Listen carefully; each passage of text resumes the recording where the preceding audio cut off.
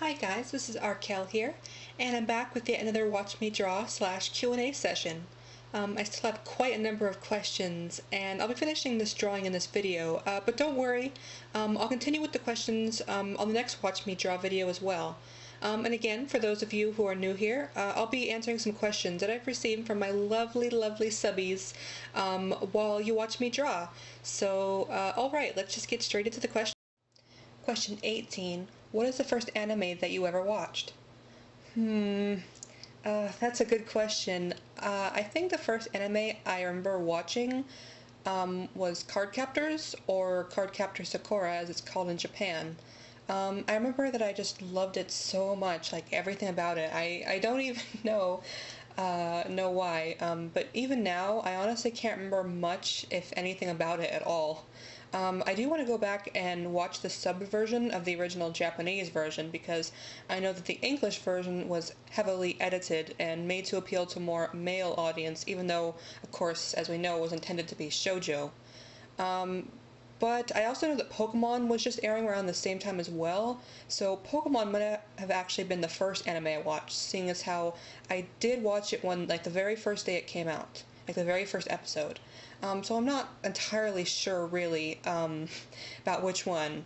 I watched pretty much all the anime shows that aired at that time, so it's hard to remember, like, which was exactly my first. Question 19. Is there a manga artist that you look up to? Specifically one. I can't point out just one, really. I look up to so many manga artists for many different reasons, and it's hard to pick just one. Honestly, I look up to anyone who has a dedication to make a manga of their own, regardless of really anything else. Question 20. Do you plan on making a manga of your own? If so, will you sell it to the public, and how much would it cost? Yes, making a manga is one of my main reasons why I draw anime. Like many anime artists out there, making a manga of my own is like my biggest dream.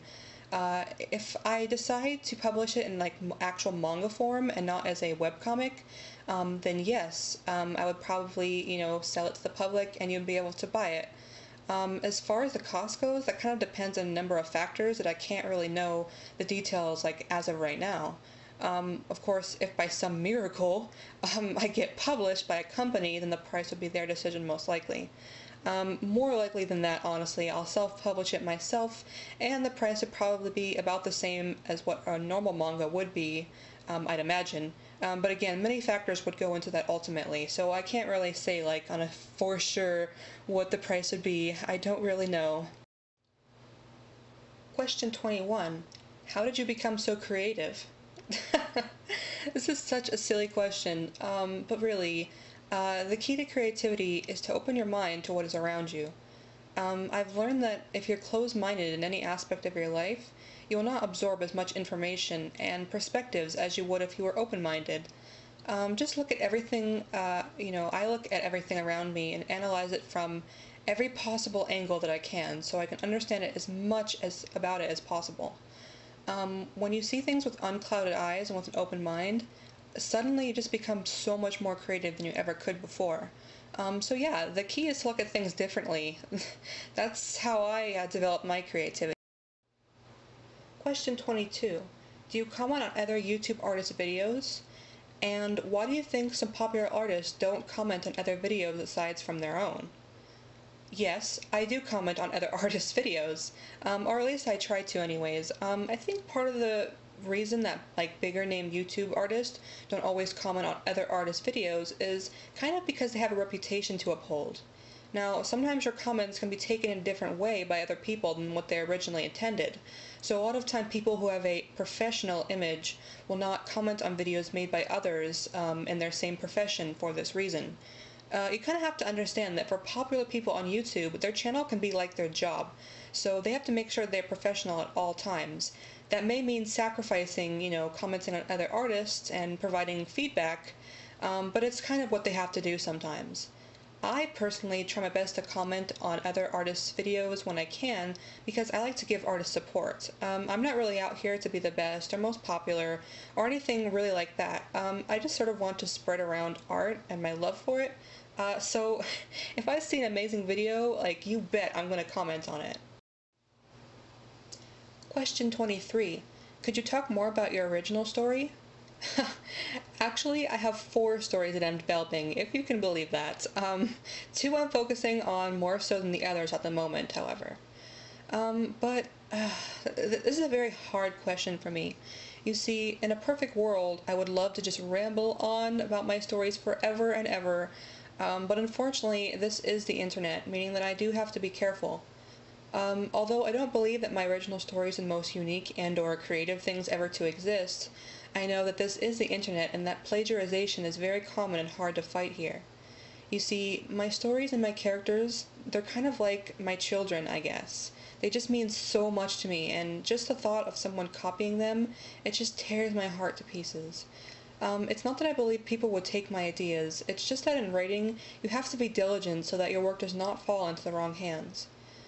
All this being said, I do like to share as much info as I can without revealing major plot points and/or spoilers about my characters and stories.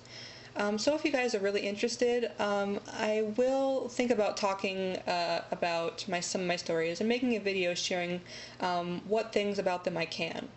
I should also say that I'm in the process of making websites for some of my characters and my stories, so you'll be able to read a bit more about them there when they are up as well. Question 24. What made you like unicorns? Oh my god, this is like the best question ever. Really, it isn't even like the unicorn itself that interests me. The only thing that really makes me love them is their horn. I don't even really like horses all that much, but for some reason I just fell in love with like the unicorn horns. I don't know how like it even started. I just like fell in love with the horn, like, and the concept of like a human character with unicorn horns. Like so much so that I'm like even writing a story about these characters. I can't honestly say like what it is that attracts me to it. It's just like an irrational and unexplainable fascination, so I guess that technically counts as a fetish. Oh god, alright, I'm gonna stop talking now. If you guys knew about my unicorn story and about their horns in context, you guys would be so disturbed by that comment. Alright guys, that does it for this drawing session and Q&A. Again, don't worry, I'll be answering the rest of the questions I receive in the future in a Watch Me Draw video. So if I haven't answered your question that you posted before, look out for it in an upcoming video. And, of course, as always, if you have a question for me, please feel free to post it in a comment below. Remember, it could be about anything that you would like to know, whether it be about me or my arts or whatever, random questions.